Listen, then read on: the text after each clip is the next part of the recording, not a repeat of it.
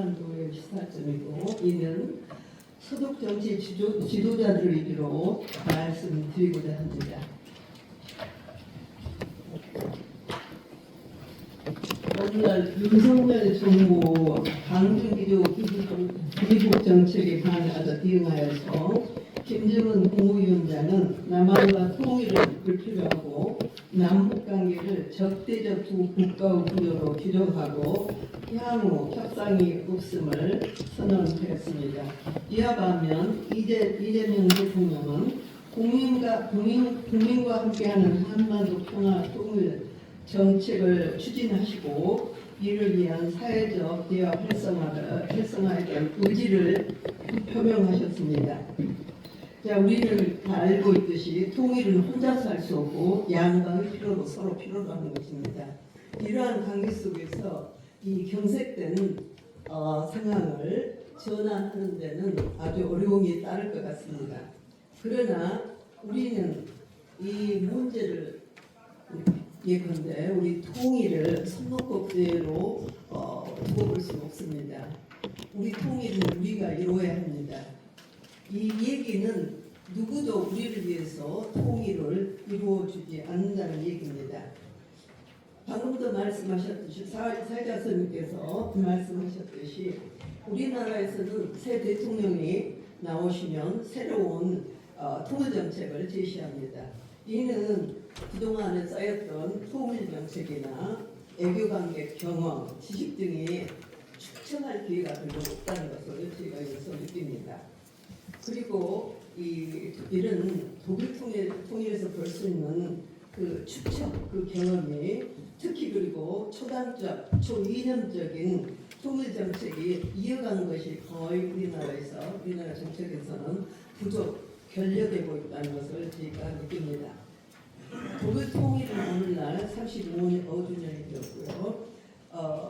냉전 상황에서 1949년에 연합국에 의해서 동서독으로 분단되었고 1989년 11월에 베를린 합의 붕괴되면서 1990년 10월 3일에 통일을 이루었습니다. 그 통일 과정을 제가 현장에서 관찰했을 때 정말 많은 시행착오가 있었고 뭐 하나 제대로 선택을 못하면 통일은 말할 것도 없지만 그 민족의 아주 비운으로 이르를 수 있는 그런 문제들이 있었던 점을 제가 목격했습니다. 자, 그러나 그런 모든 점을 극복하고 오늘날 몇 년 전에 나온 통일에 대한 여론조사가 있었는데 그 여론조사에 보면 90% 이상이 동서독 주민 모두가 90% 이상이 통일은 역사적으로 중요하고 훌륭한 사건이 우리가 잘 해냈다라고 평가를 하고 있습니다. 그래서 통일은 하면은 처음에는 좀 어렵지만 결국은 여러 면에서 우리에게 혜택과 그리고 큰 힘을 가져다 준다는 것을 독일 통일을 통해서 알 수 있습니다. 제가 오늘 발표드릴 내용은요, 사실상 핵심이 이 일원화 과정에서 어떤 통일 정책이 실시되었고 그들의 주역이 누구였는가, 그리고 이 결과가 어떻게 됐는가. 이 결과는 금방 얘기드릴 그 네 분의 총리들의 통일 정책을 썸마리해서 거기에서 시사점을 도출하고자 합니다. 자, 처음 아데나우 방공 정책과 스파르 통합을 말씀드리겠습니다. 아데나우 정부는 2차 대전 끝나고 새로 출발했었는데 이때 이분도 우리나라 같이 방공 정책을 시작을 했습니다. 바로 할슈타인 독트린이죠. 이 정책은 1955년에서 59년까지 애교 정책의 핵심이었습니다. 그래서 이 정책을 첫 동방 정책이라고 하는데요. 이에 따르면 동독을 인정하는 국가와 애교 관계를 수립하거나 유지하지 않는다는 것. 그래서 이런 애교 관계를 특히 공산주의 국가하고는 단절하겠다는 그런 의미가 되겠습니다. 나아가 서로를 강화하는 힘을 견제하는 데도 큰 중점을 두고 서로과 관계를 배척했다고 볼 수가 있죠.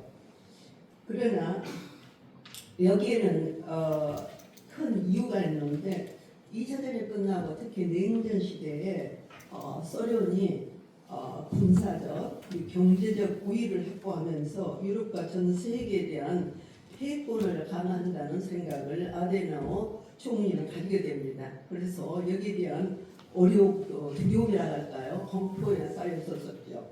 거기에다가 자기들은 소련과 동구권의 위협을 받고 있는데, 그러니까 독일은 지리적으로 동독하고 그 프랑스하고 중간에 끼어 있죠. 그래서 동독이 소련이 주둔하는 그런 상황에서 전쟁이 언제나 일어날 수 있다는 그런 문제점이 있었고, 프랑스하고는 아주 적대적인 관계에서 자신들이 고립된 이런 상태에서 혼자서 이 양쪽을 다 이겨내지 못한다는 생각을 하고 있었습니다.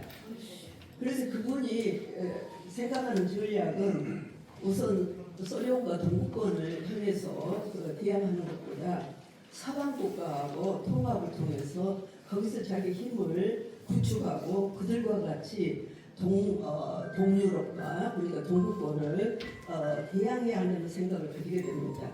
그래서 그들은 특히 프랑스를 통해야만 서방 통합이 가능하다는 걸 보고 프랑스하고 접촉을 시도를 하게 됩니다. 그러나 얼마 가지 않아서 소련을 배제한다는 것은 자신들의 통일 그리고 자신들의 앞으로 발전에 좋지 않다는 생각을 하게 됩니다. 왜냐하면 소련은 연합국으로서 미국, 영국, 프랑스, 소련이 연합국이었죠. 이들하고 밀접한 관계에서 독일 운명을 결정하는 그런 상황에 있었기 때문에 그러니까 아데나우 자신이 소련에 대항해서는 거둘 게 없다는 생각을 합니다. 그래서 여기서 그 전략을 바꾸게 됩니다. 다시 말해 소련과 좋은 관계를 유지해야 한다는 생각으로 1955년에 모스크바를 방문하고 소련과 수교를 체결하게 됩니다. 그리고 그 이후에는 소련과 느슨한 관계를 유지하는데 자신의 이익이라면은 이런 이념을 초월해서 국가를 위해서 민족을 위해서 자신들의 정책을 가감하니 바꾸다 할까요? 전환하는 그런 정신을 가지고 있는 것을 볼 수가 있습니다. 자, 이러면서 아데나우는 서방 통합을 추진하게 됐는데 거기에서 중요한 것은 프랑스하고 첫 관계를 우호 관계로 전환시키면서 서방의 다양한 중요한 기구에 가입을 시작합니다. 1951년에 유럽평의회와 그리고 석탄철강 공동체, 이거는 경제발전에서 굉장히 중요한 토대를 이루는 공동체에 가입했고, 1955년은 서유럽과 나토에 가입을 하고 1997년은 유럽경제공동체와 에너지를 관장하는 유라톰 기구에 회원이 됩니다. 자, 여기서 중요한 것은 어느 한 강대국에 의존하지 않고 다중외교로서 정치적 이념을 초월하여 정속에서 벗어나는 그런 길을 걷는 것을 보이고 있습니다. 자, 금방도 얘기했듯이 우선 프랑스하고 화해를 시작하면서 이 역사적으로 모국 갈등을 그리고 중호감을 해결하는 데 앞장서고 있었습니다. 사실상 프랑스하고 독일은 중세기의 형제 나라였는데 그 이후로 영토 관계로 계속 전쟁을 2년이 멀다고 해왔는데 1차 대전도 그죠? 어떤 의미에서는 서로 간의 침략, 지배 이런 갈등 속에서 이루어졌던 것입니다. 자, 2차 대전 때는 프랑스는 독일에 의해서 거의 국토 60% 정도가 점령당했었죠. 그래서 거기에 대한 독일에 대한 증오가 굉장히 크죠. 자, 이런 상황에서 프랑스하고 잘 지내기를 원하면서 미국의 도움을 요청합니다. 그래서 여러분 아시다시피 제2차 세계대전 이후에는 미국은 세계를 관장하고 특히 냉전 시기에 소련을 권력을 좀 약화시키기 위해서 특히 서유럽 어떤 의미에서는 동유럽의 국가도 지원을 하게 됩니다. 그리고 이들은 독일이 지원을 요청하자 조건을 내립니다. 우선 그 지켜야 할 조건은 모든 사회 전체를 민주화시키는 겁니다. 이거를 토대로 교육, 경제, 사회를 이 민주적인 얼개로 구축해 나가고, 그리고 다음에는 나치 정신유산을 전부 청산하는 것을 중요한 조건으로 낼 겁니다. 그래서 여기에 전반적인 계획이 시작됐다기도 과언이 아닙니다. 자, 이런 사방 통합에 어떻게 보면 너무나 서유럽적으로 치우치니까 국민이 반대하게 되어 있습니다. 그러나 아데나우어는 자신들의 통일을, 그리고 자신들의 독립적인 정체성을 유지하기 위해서는 유럽의 우산 밑에서 모든 것이 해결된다는 생각에서 국민을 설득하기 시작합니다. 다시 말해 유럽 통합을 해야만 독일이 살아남을 수 있다는 것을 강조를 합니다. 그러면서 프랑스하고 매우 밀접한 관계를 유지하게 되면서 이러한 금방 얘기했던 서방 통합을 시도를 하지만 그 뒷면에는 더 중요한 문제가 있다고 봅니다. 그거는 독일 운명을 이 연합군에 의해서 좌지우지되는 상황에서 프랑스가 자꾸 그 당시에 쏘려나고 자신들, 독일을 배제하는 상태에서 자신들 운명을 결정하는 그런 합의를 자꾸 보고 있는데 굉장히 분노를 하고 있었죠. 그리고 여기에서 프랑스하고 밀접한 관계를 유지한다는 것은 프랑스하고 어떤 활동으로 인해서 전쟁이 다시 발발하는 것을 막기 위해서 서로 간에 정보 공유를 해야 한다는 생각에서 프랑스하고 밀접한 관계를 유지하는 것을 볼 수가 있습니다. 그러면서 굉장히 중요한 것은 이런 모든 협력과 합의에는 자신들이 자신의 운명을 오늘 말씀하셨듯이 자율성을 가지고 자신이 스스로 이 자신의 운명을 개척해야 한다는 그런 생각을 가지고 있습니다. 이러한 정신은 그 다음 빌리 브란트 동방정책으로 이어진 것을 볼 수가 있습니다. 자, 빌리 브란트 동방정책을 보면요, 접근을 통한 변화를 시도를 하고 특히 동북권의 소련을 이기기 위해서 동유럽의 문호를 개방하는 그런 정책을 썼던 것을 볼 수가 있습니다. 이게 바로 신동방 정책인데요. 이 신동방 정책은 1969년에서 74년까지 단계적으로 실시됐던 것을 볼 수가 있습니다. 여기서는 그냥 동방 정책으로 얘기하겠습니다. 이 접근을 통한 변화를 하면서 느꼈던 것은 반공 정책에 아무런 필요가 없다는 것을 느끼게 됩니다. 그래서 이 독트린을 단절하게 이르죠. 그 이유는 공산주의 정부를 약화시키거나 동북의 정치 상황을 완화하는 데 아무런 도움이 되지 않는다는 것입니다. 그리고 그는 동독과 관계를 특수관계로 규정하고 평화를 유지하고 특히 동독을 비난하는 것을 자제하고 다양한 분야의 물적인 득표와 상호 방문을 추진하는 것을 볼 수가 있습니다. 일설에 의하면 동독이 요구하는 것은 첨단 기술이 아니면 거의 다 수독이 이런 교류를 통해서 지원했다는 얘기를 합니다. 그래서 이런 걸 보면 우리나라에서 볼 수 있는 남남 활동을 볼 수가 없는 점도 이 서독의 통일 정책 아주 특징이 아닌가 합니다. 다음에는 이 정책을 통해서 동유럽과 관계 개선을 하고요. 그리고 이 정책이 자국민에게 특히 젊은 세대 학생들 그리고 지성인들 사회에 인기가 높았습니다. 그래서 빌리 브란트가 1969년에 총리로 당선되고 그리고 자유민주당 빌리 브란트당은 3인당으로 지모당으로 볼 수 있고요. 자민당은 중도당이라고 볼 수 있습니다. 그래서 이 당과 연합을 연정을 해서 이 통일 정책을 그대로 밀어 나가는 것을 볼 수가 있습니다. 이 정책의 토대에서 동독 지도부하고 만남을 추진한 것을 볼 수 있습니다. 그래서 1970년에 동독 총리 스톱하고 처음으로 만나는 일을 이끌어냅니다. 그리고 동방정책을 통해서 동북권을 품는 그런 길을 걸어오는데 1970년에는 무력 사용을 포기하는 선언을 하게 됩니다.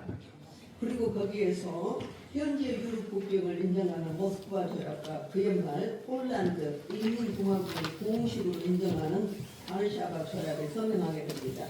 자, 국경이라는 걸 여러분 잘 아실 것 같은데 5단 나이스의 저기 강이죠.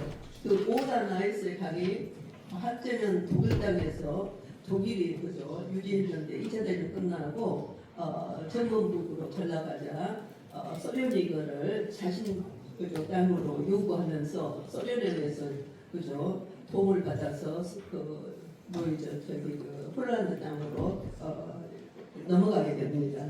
이 땅이 거의 25% 정도 그런 상황을 그런 넓이의 땅을 가졌다고 합니다. 자, 이거를 포기를 하고 이 땅을 포기하고 이는 이 동방정책에 대해서 평화를 유지하기 위해서 굉장히 화해 정책을 또 이끌어가는 것을 볼 수가 있습니다. 그래서 그가 이 폴란드하고 바르샤바 조약에 서명을 하기 위해서 폴란드에 갔을 때 이 나치에 의해서 시작된 그 객도 폴란드 객도 바르샤바 객도를 방문하고 그 기념관에서 무릎을 꿇고 희생자를 기리는 그런 사리를 비는 기회를 갖게 됩니다. 자, 그는 이런 그저 동방정책을 통해서 동북권을 품고 세계의 평화를 이끌어오는데 그 공로를 인정받고 1971년에 노벨 평화상을 수상하게 됩니다. 또 하나 걸출한 정책을 내놓고 있는데 프랑스는 1972년에 동독과 서독 내도 기본조약을 체결하게 됩니다. 이 내도 조약은 사실상 기민당 여러 그 보수적인 야당 정부는 굉장히 반대하는 의견을 내놓았었고요. 그리고 프랑스 3인당과 자민당 연합정부도 마찬가지입니다. 그래서 많은 의원들이 탈퇴하게 이릅니다. 그래서 힘을 조금씩 잃어가고 있는 상황에서 이 문제가 끝나지 않고 있을 때 기민당에서 이 프랑스 정부를 신뢰할 수 없다고 해서 건설적인 불신임 투표를 제안합니다. 3일 후에 이 투표가 거행되었고 여기서 두 개의 투표 부족으로 이 불신임 투표는 실패됐습니다. 이로 인해서 프랑스 통일을 기본으로 하는 독일 기본 정책이 효력을 발생하게 됩니다. 다시 말해 1973년 5월에 이 정책은 연방의회에서 승인을 받게 됩니다. 분단 이후 처음으로 두 독일 국가의 공식적인 관계가 수립되었다고 볼 수 있습니다. 이 기본조약에 따라서 동서독은 상임대표를 교환하는데 이것은 사실상 대사로 볼 수가 있습니다. 대사교환으로 볼 수 있습니다. 이 조약으로 동서독 상태는 합법화되었고 평등을 바탕으로 관계가 공시가 됐습니다. 자, 이러한 상호 인정을 통해서 이 두 국가는 유엔의 공시에 가입을 해서 국제적인 독립적인 국가로 인정을 받게 됩니다. 그러나 그는 정치 경제계획에 실패를 하게 됩니다. 1973년에 석유 파동을 겪고 그리고 이런 나중에 그 가까운 보좌관 중 한 명이 동독 비밀 요원이라는 게 판명되면서 그 이상 이 정권을 유지하기 힘드니까 사임을 하게 됩니다. 그는 사임 이후에도 통일 활동을 계속하며 빠른 통일을 지지한 것을 볼 수가 있습니다. 1989년 말에 독일에서 통일을 방법에 대해서 굉장히 아주 열띤 토론이 있었었죠. 여기에서 이는 이제 함께 속한 것은 함께 성장한다는 명제를 내보냈습니다. 이게 굉장히 역사적으로도 큰 의미를 갖게 됩니다. 자, 이 정책을 헬무트 슈미트는 이어받고 그는 이 모든 정책을 바탕으로 이 안보를 앞으로는 안보를 위해서 대탐트를 이끌어가면서 크게는 세계 평화를 유지하는 데 앞장선 것을 볼 수가 있습니다. 그래서 이 슈미트 정책을 보면 두 독일 간의 군사 대결을 없애기 위해서 아니면 예방하기 위해서 그리고 이 대탐트 정책을 촉진하는 가운데 동독 지도부와의 만남을 추진을 했습니다. 그래서 동독 총리 호네커를 1981년에 만나게 되죠.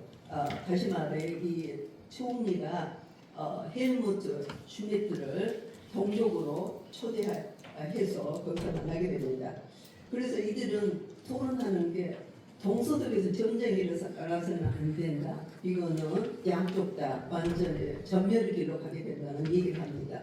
그래서 두 나라는 두 국가는 어찌하든 같이 전쟁을 예방하는 길을 가야 된다는 거기에 합의를 하게 됩니다. 그러면서도 이분은 프랑스와 관계를 강화하는데 힘을 기는 것을 볼 수가 있습니다. 1981년에 프랑스 대통령 미트랑을 만나고 그리고 이분과 합의를 여러 가지 면에서 합의를 보는데 예컨대 미국과 소련 두 강대 국가와 협력해서 서유럽의 자율성을 확보하고 자신들의 힘을 국제적으로 키우는데 서로 의사표현을 합니다.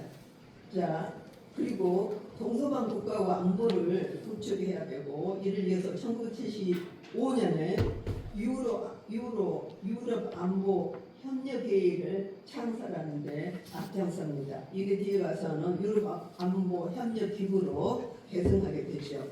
여기에서 평화를 세계적인 평화를 이루어가는 것을 볼 수가 있습니다. 그래서 슈미트는 그동안에 동서도 유럽 그죠? 동서 유럽을 끌어안아서 평화를 유지하지만 이에 더 나아가서 세계적인 평화를 끌어가는데 앞장서는 서는 것을 볼 수가 있습니다.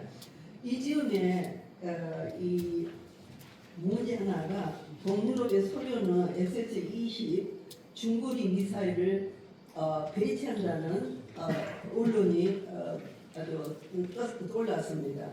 이에 슈미트는 위협을 느끼고 사실상 전범 국가로서 이 군대를 군대를 가질 수 없고 독일 군대는 사실상 나토 안에서 작전권이 없죠. 나토는 결정권, 작전권도 없는 상황에서 굉장히 위협을 느끼면서 여기에 미국 미사일 배치를 서유럽 그것도 독일에 해달라고 요청을 합니다. 그래서 이분이 이렇게 하는 것은 사실상 그동안의 평화운동, 세계 평화운동을 하신 분이 미사일을 자기 나라에 배치해달라고 하는 것에 대해서 세계적인 큰 평화운동이 일어나게 됩니다. 여기에서 평화운동은 동독에서도 일어나고 서독에서 일어나고 이 두 운동은 밀접한 관계에서 연대하면서 운동을 이끌어간 걸 볼 수가 있습니다. 이게 동서독이 처음이자 마지막으로 연대했던 운동입니다. 자, 슈미트는 사실상 이 정책을 실천하면서 국내에서는 여러 가지 문제, 특히 이 미사일 배치가 인기가 없는 이슈여가지고 사실상 선거에서 지게 됩니다. 그러나 이 슈미트 정책은 다음 코르 정부에서 이어받게 되는데 코르는 독일 통일을 달성하고 유럽 통합의 설계자로서 구성하게 됩니다. 그래서 이는 금방도 얘기했지만 코르는 슈미트의 나토 중거리 미사일을 배치를 하고 그리고 1987년에는 이에 대해서 미국과 협상을 해서 하나의 조약을 체결하게 됩니다. 그래서 여기서 조약에서 보면 이중 결의안을 제시를 하고 있는데 그거는 뭐냐면 양쪽 다 미국이나 소련 모두 다 미사일 양과 크기를 축소시켜야 한다는 제안을 하게 됩니다. 그래서 이 두 소련과 미국은 슈미트 제안에 따라서 그 당시에 미사일 양을 줄이는 그런 아주 큰 획기적인 그런 정치적인 전환을 가져온 것을 볼 수가 있습니다. 그리고 이분은 프랑스하고도 또 계속 밀접한 관계를 유지하고 있는데 그들의 관계는 아주 유럽 통합의 기둥이 된 것을 볼 수가 있습니다.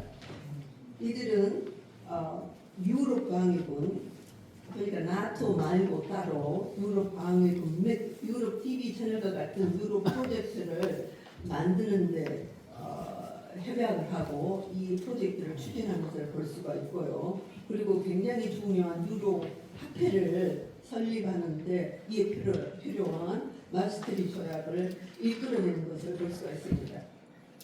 자, 이렇게 중요한 그런 상황에서 언제나 잊지 않은 게 긴밀한 대동독 정책 추진을 했던 것입니다. 그래서 그는 1987년에 홍익표를 서독에 초대했고 이 국가 원수로서 동독에서 서독을 방문한 첫 총리였죠. 이는 코리 동방 정책을 그때까지도 계속 이어온다는 것을 표시하는 의미하는 것이고 볼 수 있습니다. 자, 소련의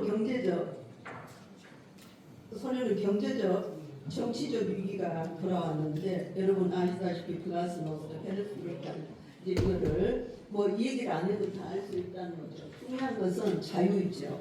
자, 이 자유를 활용함과 동시에 동유럽에서 자유운동이 일어나게 되죠. 그 결과는 결론적으로 동독의 대탈출과 동독의 시민운동 이로 인해서 동독의 문이 결론적으로 격앙되죠. 그 베르린 장벽이 붕괴되면서 이제 아주 독일은 아주 혼란한 상황에 일어나게 됐죠. 그래서 동독의 반체제 운동이 날로 강화되니까 동독 정부에서는 이를 압력하기 위해서 소련의 군사적 지원을 요청합니다. 그러나 고르바초프는 안 된다고 거절을 합니다.